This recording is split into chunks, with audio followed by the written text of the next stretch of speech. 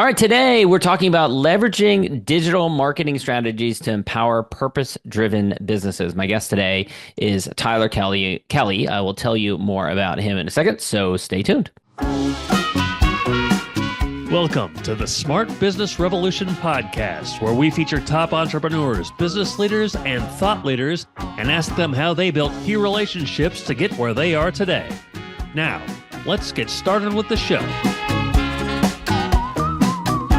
All right, welcome everyone. John Corcoran here. I am the host of this show, and you know that every week we talk to interesting CEOs, founders, and entrepreneurs from all kinds of companies. And if you check out the archives, we've got Netflix and Grubhub, Redfin, Gusto, Kinko's, YPO, EO, Activation Blizzard, lots of great episodes.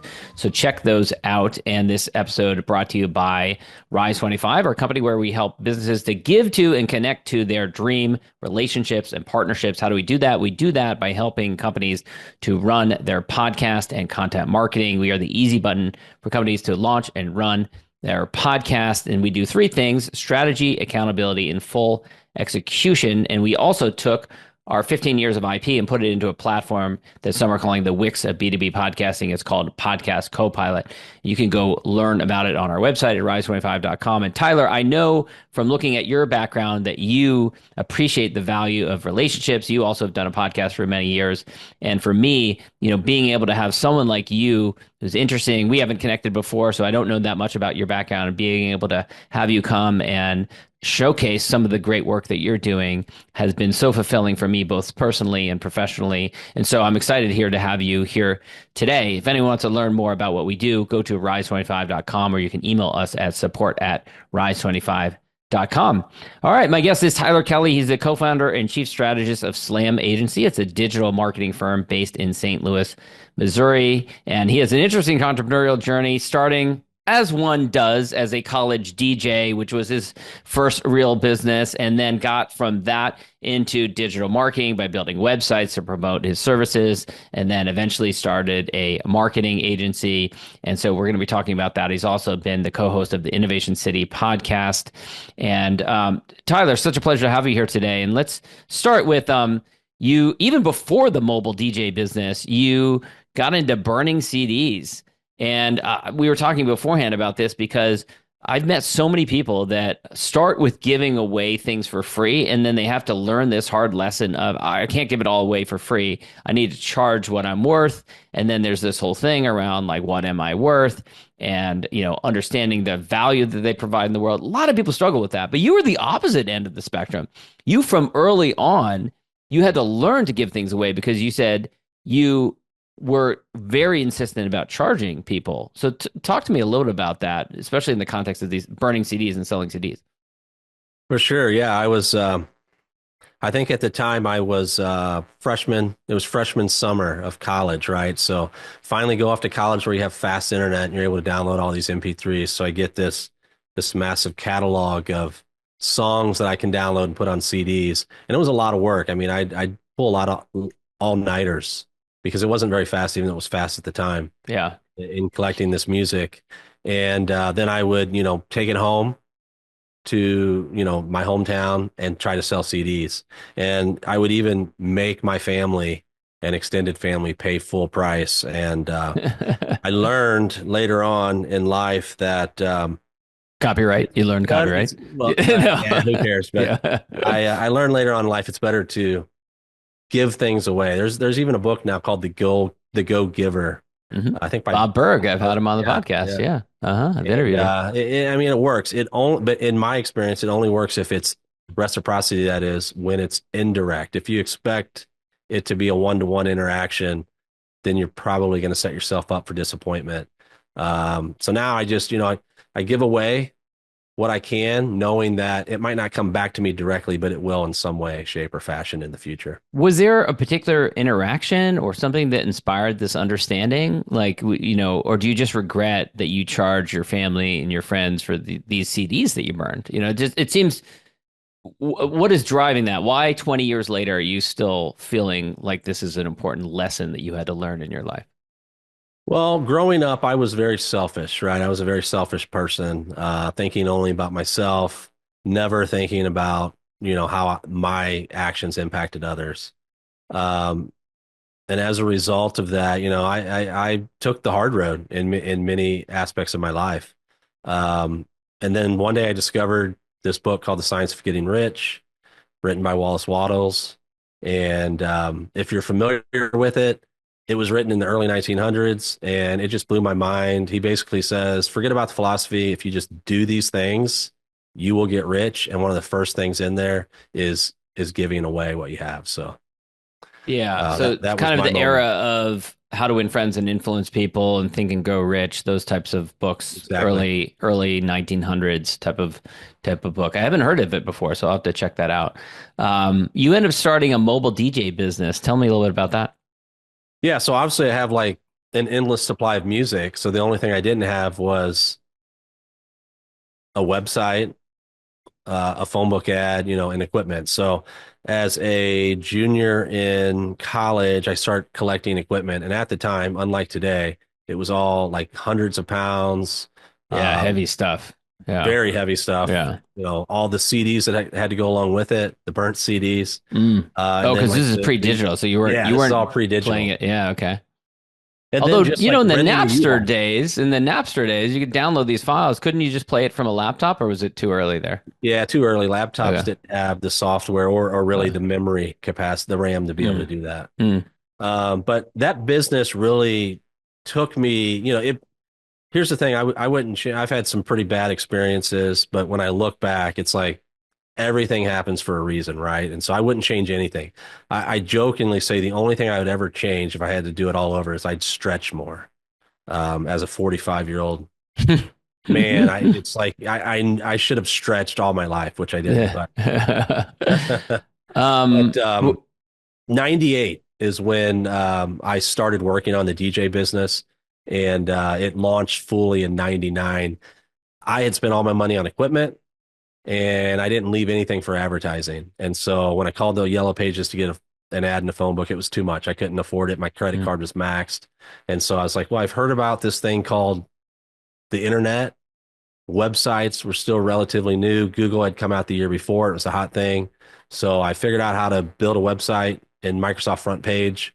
And then I started learning about SEO. And that really was, for me, perfect timing in the industry. mm. And it also kind of propelled me into after my career choices after college. Yeah. So natural trajectory for an English major, which I was as well. Go straight into being a mobile DJ. And what was the early years like? Did it take off once you figured out SEO? Did you get clients for it? Did you Yeah, yeah. hire other DJs when you got busy? No. So at the time, it was like, yes, the phone was ringing off the hook. We were the only ones in SEO. We rolled, my wife and I got married shortly thereafter. And then in this was pre the knot, pre wedding wire. And so there was a need as we were planning our wedding to just locate wedding vendors. And so I spent my first year out of college DJing on the weekends and building a couple websites, which were really just wedding directories for a couple of cities, St. Louis and Kansas City. And those websites, with the advertising that they provided, as well as search, it really just made our business grow. Those websites grew. They never grew enough that I could do it full time, because when the Knot and Wedding Wire came along, competition, really increased. Yeah. Um, but yeah, long story short, the time I was too young and not very knowledgeable to be able to hire somebody to do it. I was working in the business all the time, never Yeah. own it. And Yeah. so it was a good lesson though, right? Yeah. So So naturally, from English major to mobile DJ business to it's 2007, and of course, real estate is taking off, and so you naturally think I'm going to start a mortgage broker with some partners. Um, Now, was it so late in the game? Because we all know what happened after that, 2007, 2008, everything crashed. I've interviewed people that started mortgage brokerage like in 2004 or so. In some ways, those are the worst, the some really bad situations, because then they like locked in long-term leases, hired up 100 people, right? yeah. Was it so late in the game that the pain wasn't as bad as it could have been, or was it still pretty painful? What was that experience like? It was pretty painful. So if I think about 2008, I was still in my 20s. Yeah, I was still in my 20s. And the way I got there was I bought my first house in 2004. And as a result, made friends with the loan officer. And he's like, we're making a killing in this business right now. You should do this. At the time, I was doing website development and DJing part-time. And I was like on a remote worker. So like for me, it just didn't work. Now I love being remote, but back then it was brutal not being able to see people all day. So I Mhm. was like, cool, I'm going to get to the office. I'm going to do this. And I made a really good killing as an originator, made some friends with some people there. And just the natural entrepreneur in me was like, I can't work for anybody. I'm always thinking about I can turn this into something. And so that's what we did. The three of us, we left, we started our own thing. And about a year later, everything crashed, including my wife and I had lots of real estate investments. Mm. And we just over it. I You're describe over this period leveraged. in my life as it wasn't instant and we didn't know what to do to like stop the bleeding. And so it Yeah. was a slow bleed over about 2.5 years, like with the Mm. property and everything. And so when COVID hit, I knew exactly what to do. I knew exactly how to Very, protect yes. myself and our Yeah. assets. And so had Such it a not been for different. that lesson, who knows, right? I saw so many people that reacted very differently when COVID happened, and many of them it was because of what they'd experienced with the mortgage meltdown. I was an attorney practicing law in 2007 for a real estate firm, and a lot of the clients owned a lot big portfolios, and they were just calling us up and what do I do? I've got 10 properties, they're all underwater. I can barely keep up the mortgage payments. The mortgage payments are going up because they were adjustable rate mortgages, and it was just as you said, it was a slow burn for many of them trying to figure out what to do. Many of them actually, the saddest part was that they felt like the mortgage company should help them because they were loyal to the mortgage companies. They're like, I didn't put food on the table. We stopped going out to eat. My kids don't have new shoes. And I paid my mortgage all this time. But the truth was that the mortgage companies didn't value that at all. They felt like that showed an ability to pay. And so they weren't given help. And they were, a lot of them like went under because of that. For sure, for Yeah. sure.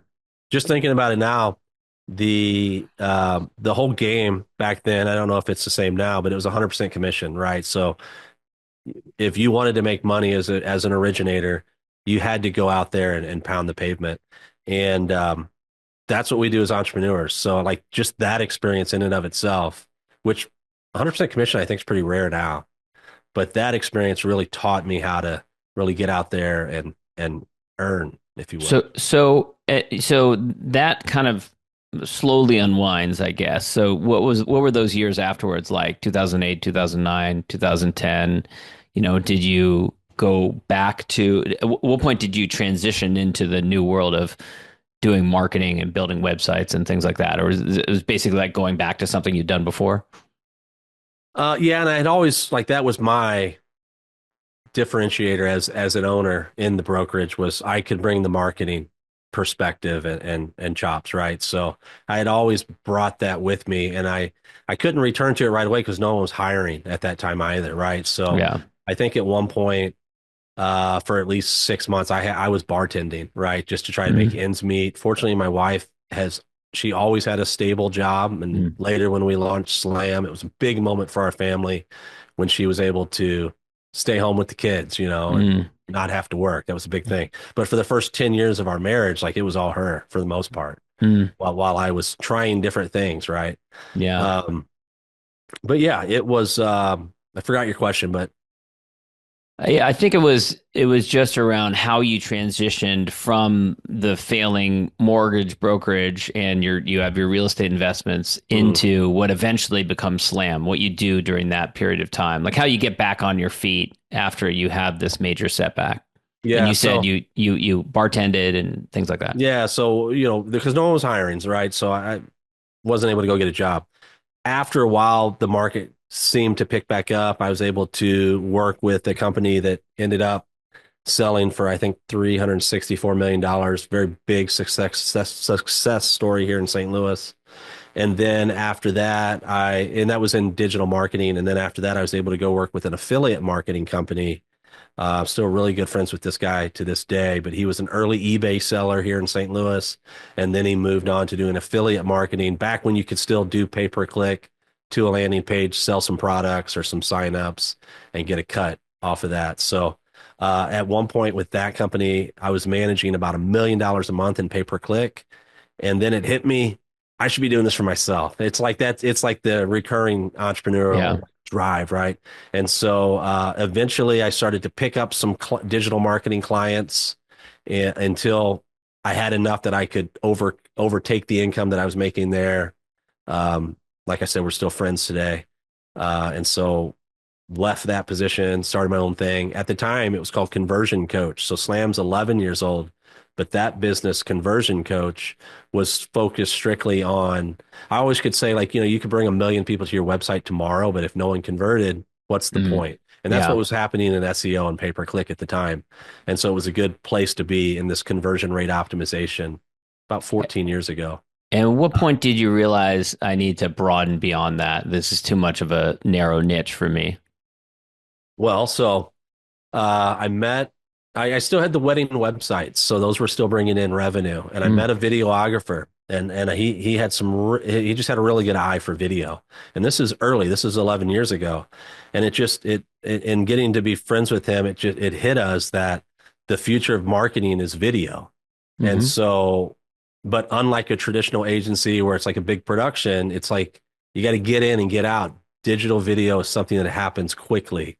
And so that's what we kind of came together, and as a result, rebranded into Slam. And one of our first offerings was digital video, and so it took off. And we hired graphic designers as well because at the Conversion Coach side, it was just more like copy, positioning, Hmm. UX, So um, And how was it going it worked. from not having partners to now having a partner? The way I the way I saw it is that it allowed me to do more than I could have done on my own. And so it made sense for me, you Hmm. know. Um and yeah, and it allowed me to divide and conquer, right? So I could focus on what I was good at. He could focus on what he was good at. At the same time, I also brought my brother, who was an employee at Conversion Coach. I brought him in as a partner as well. And he runs still to this day operations and production Mm. for the company. So So you must be different types of personalities if he's yeah, running operation. he's a Yeah. true integrator. I'm a Hmm. true visionary. So Hmm. I could it worked tell. out naturally. You said at one point your goal was to become the biggest agency in town. You had 25 employees, and at one point you walked in and you looked around and you said to yourself, "What?" We had 25 employees, 3,500 square feet in a St. Louis office. And I walk in and I just had this gut feeling that it wasn't needed. Like it was just money going out the door because people were just sitting around. There wasn't enough work to support the 25 employees. There was enough revenue, but there wasn't enough work. So Mm. it took about 2.5 years to unwind that decision to be the biggest and the best, to get on all the list, to, show that somehow like to provide this story for your ego, right? Yeah. Uh, but once you realize it and become aware of whatever that is, then you have the choice to change it, and that's what we did. And But it did took you about have two to and a half years. convince, you had partners at this point and you needed to convince them of No, I don't this? think so. I don't think there was any. It was pretty obvious once it was noticed. It was pretty obvious. Then So they agreed. yeah, Yeah, yeah. because that's a pretty fairly significant shift in strategy and approach if you want to be the biggest agency in town versus we're okay with being smaller. Because you have 10 employees now, and you end up kind of downsizing deliberately.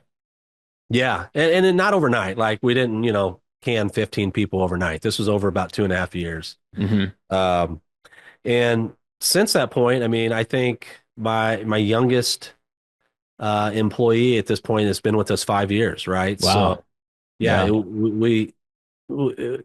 I don't like the word family. I would prefer to think of a company more like a baseball or basketball team, but we really do have those family dynamics, even though at this point we're all remote, which is a whole nother, aha moment. And good for Did the that pocketbook. happen after COVID or did you go remote before then? It happened after COVID. Now, of course, as a digital agency, like we're on Slack, Asana, we have all the tools. You could have walked into our office at that moment and it would have been completely silent because everyone's just communicating on Slack. Yeah, but you Um, were all in an office because that's what people did before COVID. that's They what thought it people would, did. yeah, Yeah, thought it had to be.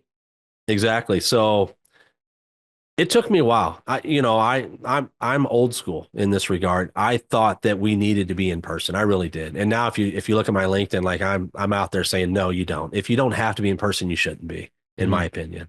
But at the time, I really thought that we needed to be. And again, I think looking back, that's probably more ego, right? Hmm. So part of my story is just like shedding the layers of ego, over time through these experiences. But um it was 2021. I continued to go into the office during COVID, and it was great because my kids were at home. I don't know, by the way, I don't know how people got any work done with kids. So I was the same way. I have an office that's about 2 miles from my house, and it's just me here. I don't have any other employees here, and I would never have gotten anything done. Fortunately, my wife was able to oversee the kids, and the kids did whatever online schooling for a while and stuff like that. But it wasn't easy at all. But I would have gotten nothing done if I had tried to work from home. Yeah. So I think it was like January, February of 22, where I finally was like, because even after like you could go back to the office, it was working out so well that we didn't Yeah. require it, right? How was it better? What specifically can you point to that made it better? I mean, just quite frankly, like work was getting done. It was getting done at a higher, like it was just better work being done. Like part of our COVID experience was that before people knew that we were going to become remote, like they like our previous employees generally expected to have to return to the office at some point, right? And so because of that, I had two key employees early in 2020 decide that one moved to Austin and the other moved to Denver, Colorado. Oh, And so so that's they, significant. And these are key yeah, employees that key move somewhere else. employees. Yeah, Yeah. yeah. And so we had a decision to make. Do we advertise We part locally? ways with them, or do we decide that we're going to remain remote so that we can retain this talent? Well, that we didn't think of it then. So Okay. they ended up going to working in agencies in those cities. But when it came time to go ahead and fill those positions, we decided that we were going to put the jobs out nationally as opposed to Mm. just locally. Best decision we ever made in terms of talent and just really, in addition to the talent, is just like this like desire to do really well because of how grateful the team is to be able to have freedom of movement and freedom It's of time. significant, isn't it? Yeah. Right. Yeah. Yeah. I found our team is entirely remote, and I found that people have different priorities. That it might be kids, it might be spouse, it might be work-life balance, it might be a passion or hobby or something, or it might be taking care of elderly parents or something like that. There's all these different things that people have that they prize flexibility, and because it allows them to pursue those adjacent goals Mhm. beyond their professional goals. Exactly. Yeah, yeah. Talk a little bit about some of the niches and companies that you work with. One interesting one is you work with the Better Business Bureau, which is an interesting model because you go after one client and then they actually operate with lots of local offices. So you actually have lots of little clients because they're different local offices. But I imagine there's efficiencies of scale there because you do similar types of services for different clients. So talk a little bit about that approach. Yeah. So just to give you a little bit of insight into Slam as an agency, because when we hear this word agency, like it could mean a million different things. And just being an EO, which is Entrepreneurs Organization, I know we haven't talked about it yet, but being an EO in St. Louis, we have about 15 agencies. And out of all those agencies, maybe one overlaps, but just a little tiny bit. So really in agency world, like everyone does something so unique and different that there's not really a whole lot of overlap. So for Slam, what we do is we provide like an outsourced marketing and creative department or function for companies that don't have that in-house. And so for the Better Business Bureau, each of their offices are so small, but they can't necessarily they really can't hire a director level position just for marketing and creative. And so our offering to them is that we will come in and be that marketing or creative department for you, for your office, for a reduced fee because of the economies of scale. And it's allowed us to do, national commercial campaigns, digital marketing, creative, on a very large scale all across the country. So it's been an amazing experience. We've been doing that, I think, now for about 8 years.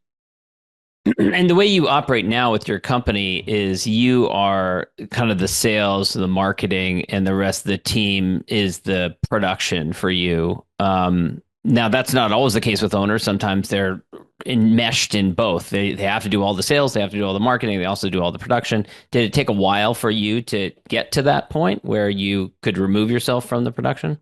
It definitely did. I am a perfectionist. And Guilty as charged right here, too. yeah, Yeah. yeah. And it's funny. Like every once in a while, I'll log in to my Facebook and I'll see an ad or something that we've produced. And like one out of maybe like every 250, I catch like something really small. And I'm Yeah. like, hey, what? And it's like, What that the was the heck? first time in like 3 months and you just happen to log in. Yeah. But I'm a little more nitpicky when it comes to design principles and things like that. So, and where clients aren't. And the thing about Yeah.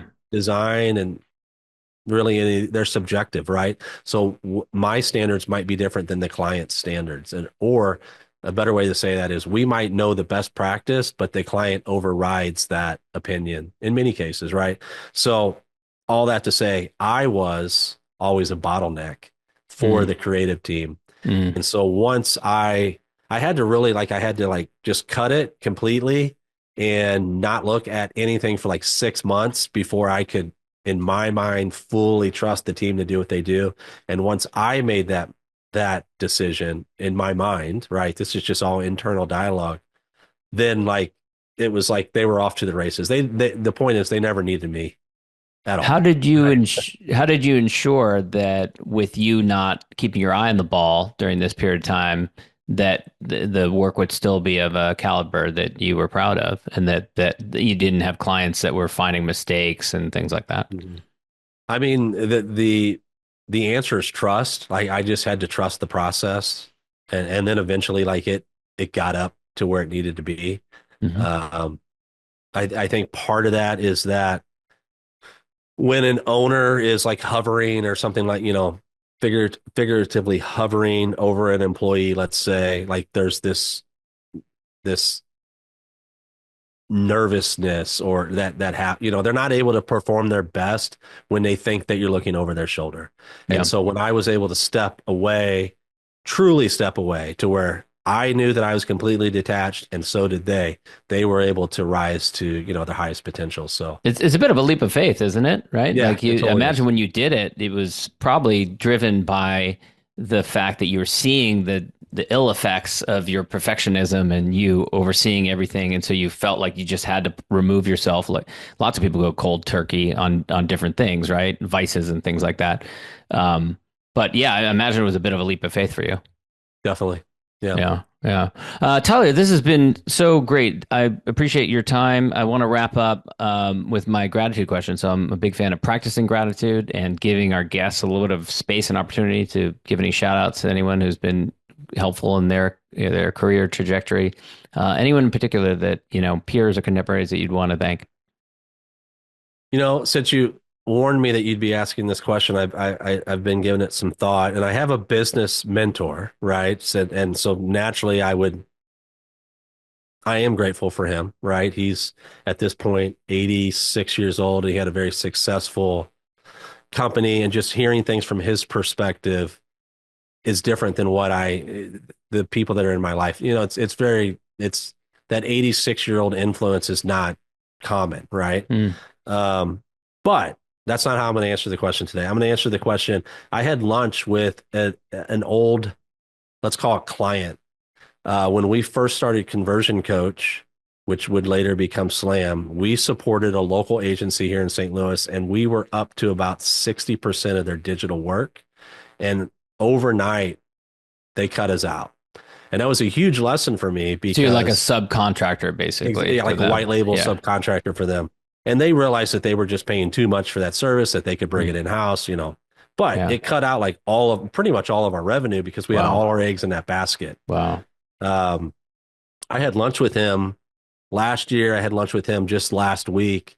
And like I might have mentioned earlier, like I wouldn't take anything back, including that experience, and that's what I'm grateful for is him and that experience, because had it not been for that, there would be no Slam. You remained on good terms with him in spite of that. After a few years. A few years later. Yeah. Okay. I get wiser over time. Yeah. I mean, that's good of you to, to remain on good terms with someone like that, because that sounds like a painful experience. It was. Yeah. Tyler, where can people go to learn more about you and Slam? So me personally, any social network at I am Tyler Kelley with an EY, and Slam Agency is at We Are Slam or slamagency.com. Excellent. Thanks so much, Tyler. Thank you, John. Thanks for listening to the Smart Business Revolution podcast. We'll see you again next time, and be sure to click subscribe to get future episodes.